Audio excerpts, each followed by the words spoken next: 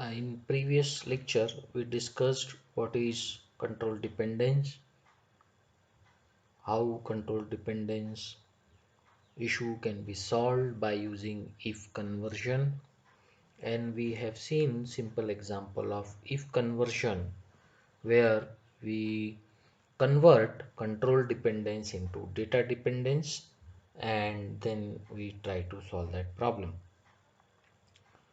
Now we'll further discuss about the if conversion. Before that, we'll talk about branch classification.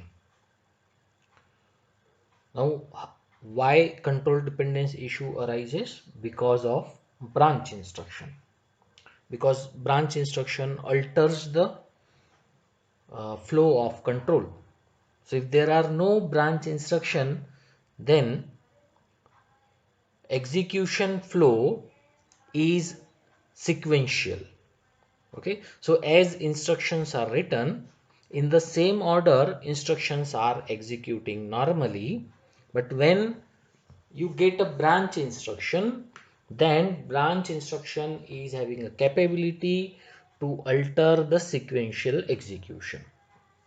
Okay, now these branch instructions can be classified into three, and depending on the nature of branch instruction, different methods is required to deal with them using if conversion.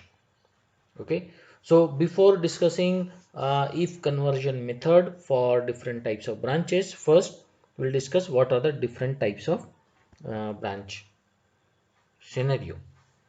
So first branch type is forward branch. So forward branch transfers control to a target that occurs lexically after the branch but at the same level of nesting. So in forward branch, what happens? When go to statement executes, then it always transfer control to a instruction which is after the current instruction. Okay, so it will always skip some number of instruction and directly go to the instructions which is lexically after the current instruction, but it is at the same level of nesting. Okay, then another kind of branch is backward branch. Now what happens in backward branch? Here control transfer to a statement occurring lexically before the branch but at the same level of nesting. So it is exactly opposite of forward branch. So in backward branch, whenever it executes, it transfer control to previous instruction, like the instruction which is lexically before the current instruction. So it has already executed some of the instruction. Again, it goes to some instruction which is already executed. Okay, so in loop, it happens at the end you have to again go to start of the loop. Okay, so their backward branch is used, but again here also the branching is done to the same level of nesting. Now third type of branch, which is very specific type, is known as exit branch. So exit branch terminates one or more loop by transferring control to a target outside the loop nest. So for example, you might have uh, studied break instruction in high level languages like C, C++, Python. In almost every language, break instruction is there. So what break instruction is doing? It is transferring control from inside the loop to outside the loop. So it is a different type of branch. Okay, so that type of branch is known as exit branch, which transfer control to outside the loop. Okay, so these are three different type of branch instruction: forward branch, backward branch, and exit branch. And depending on its type, different strategies are used, because the strategy which is used for forward branch may not be useful to deal with backward branch or exit branch. So each branch is having its specific function. So depending on its function, uh, if conversion or other method deals with this type of issues which are created due to branch, and the problem is basically the control dependence.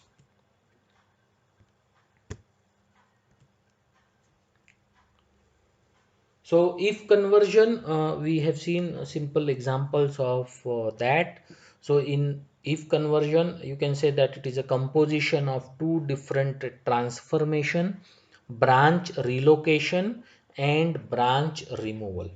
Okay, so whenever you apply if conversion, you have to do two things: branch relocation, or sometimes you need to keep branch instruction as it is, but you'll move it to an appropriate location, so that the minimum problem is created due to control dependence, and you can execute the things, most of the things, in parallel.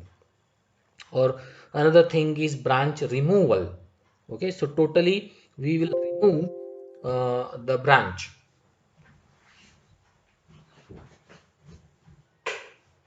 So all previous examples we have seen in if conversion are come under this category, which is branch removal. So some branch instructions are there, like go to on some condition. So we have replaced all such branch instruction by conditional if statement. So these are branch removal. Okay, so now we'll see branch removal in detail, although we have seen simple example, but after this we'll see some complicated examples also related to branch removal. So the basic idea of the branch removal is, whenever we apply branch removal, what we have to do is programming, scanning the program. We'll scan complete program one instruction at a time, and then we maintain a boolean expression cc that represent the condition that must be true for the current expression to be executed. So we'll maintain boolean expression.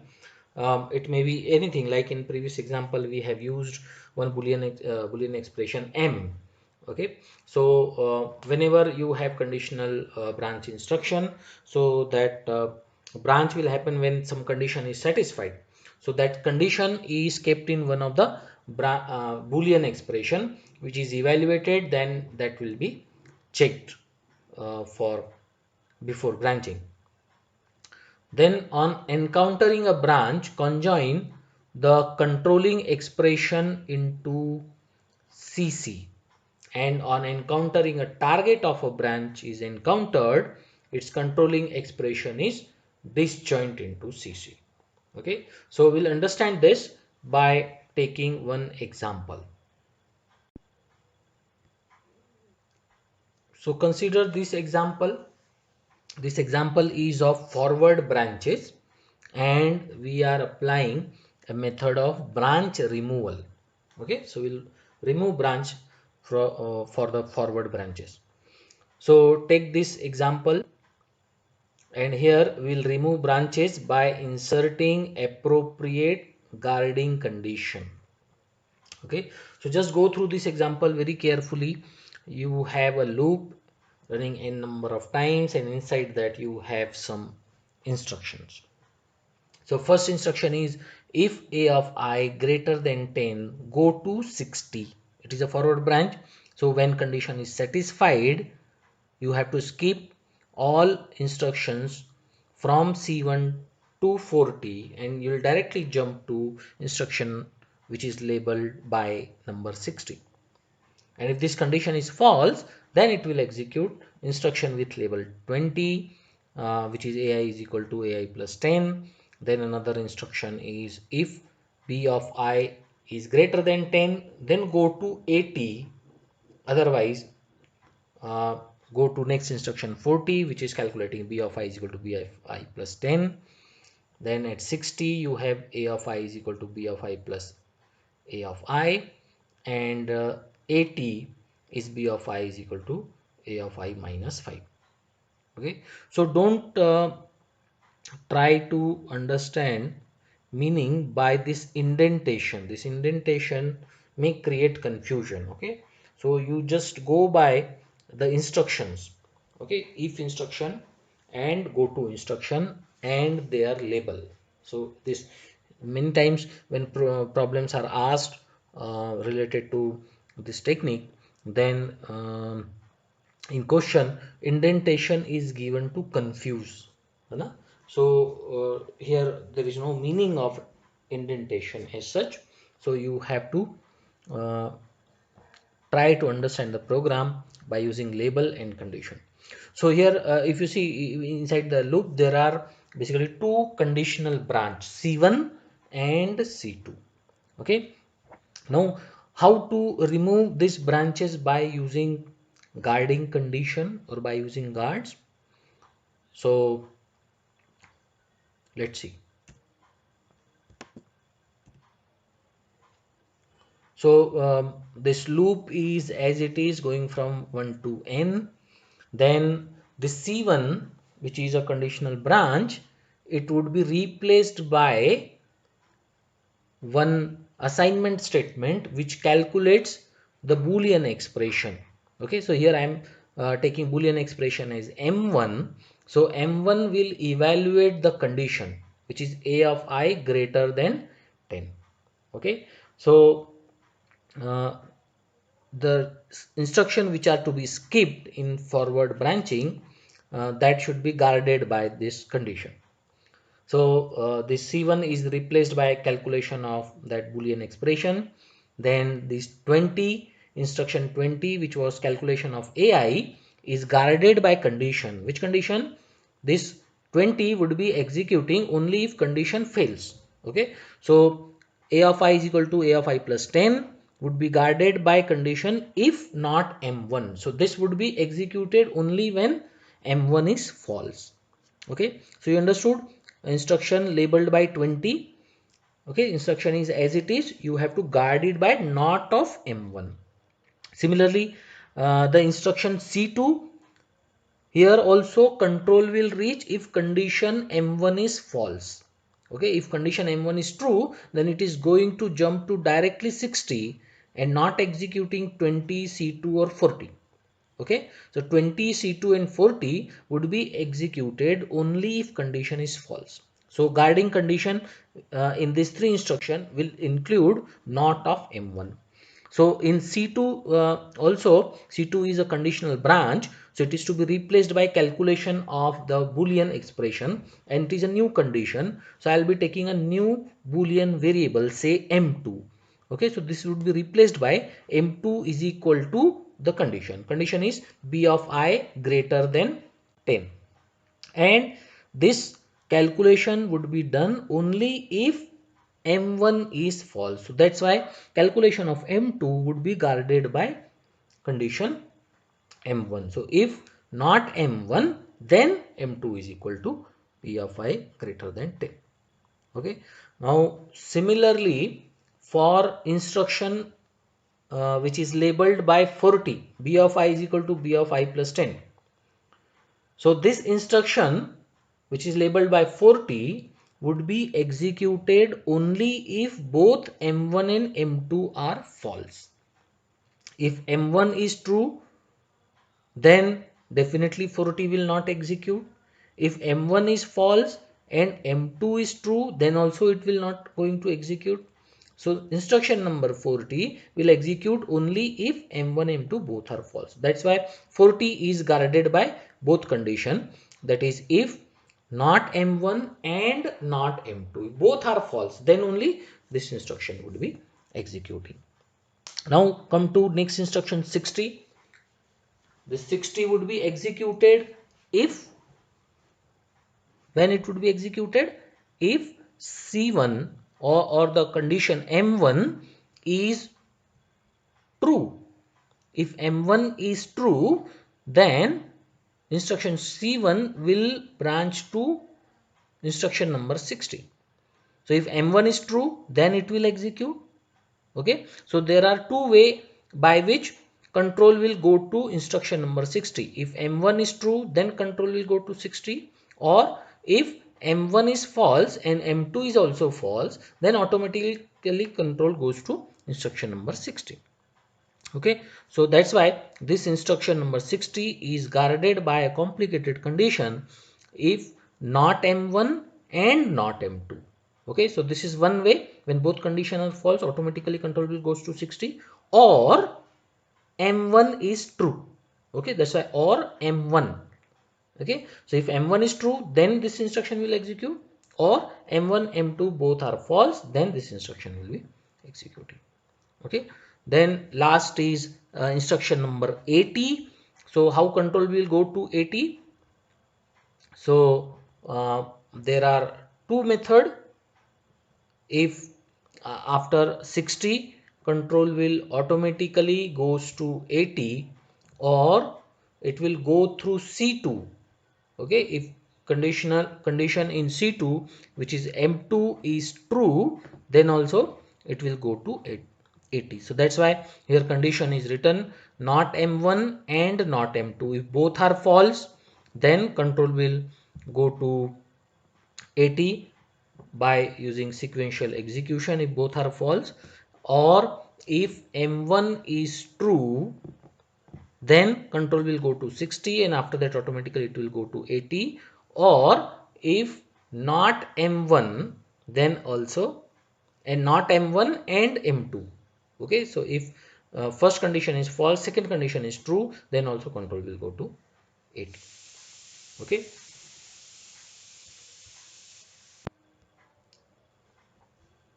Now the program of previous slide can be simplified. Okay, we are not modifying, the same program is there, but conditions can be written in simplified way.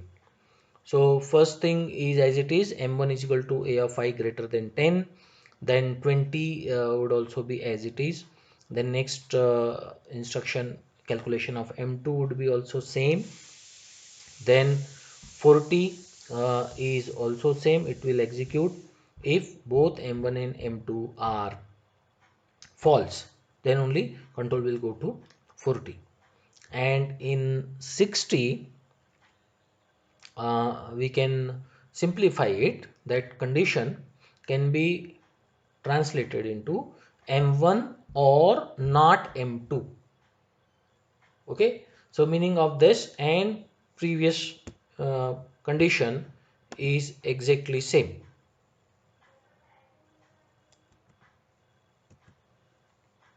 Okay, so previously it was not M1 and not M2 or M1.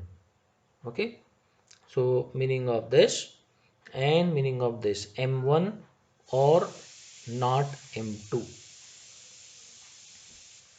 So if one of this is true, if M1 is true, then control will go to 60. Okay, and if M1 is not true and M2 is also not true, then also control will go to 60.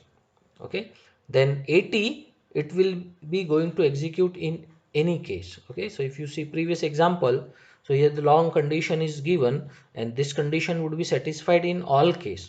Okay, so here not you can evaluate this condition, that here not M1 or M1 both is given, so one of these two condition would be satisfied, either M1 would be true or M1 would be false. So in both case control will go to 80. Similarly not M2 and M2 is given, so either M2 would be true or M2 would be false.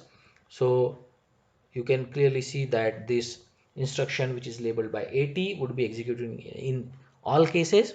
So that's why no guarding is required, instruction number 80 would be executing in all cases. Okay, so now after removing all branch instruction, this loop can be vectorized. So first instruction is not having any guiding condition, so that can be replaced by vector instruction M1 in bracket 1 to n is equal to A of 1 to n greater than 10. So here we have applied actually scalar expansion. So M1 is a scalar variable, so we have applied First scalar expansion converted this scalar variable into vector variable m1, which is having n number of value, because here we have n number of iterations. So every iteration will have their own private variable m1. Then next is guarded instruction, if instruction. So equivalent instruction in vector machine is where. So that is translated to where not m1 1 to n, then a of 1 to n is equal to a of 1 to n plus 10. Okay, so similarly all if instructions are converted into equivalent where instruction for vectorization, and last instruction is not guarded, so it is also converted into vector instruction. Okay, so this is the final program, which is a vectorized program. So even we have control dependence, we have converted that into data dependence, and then we have translated into a vector program. So in this way vectorization can be done for a program having control dependence.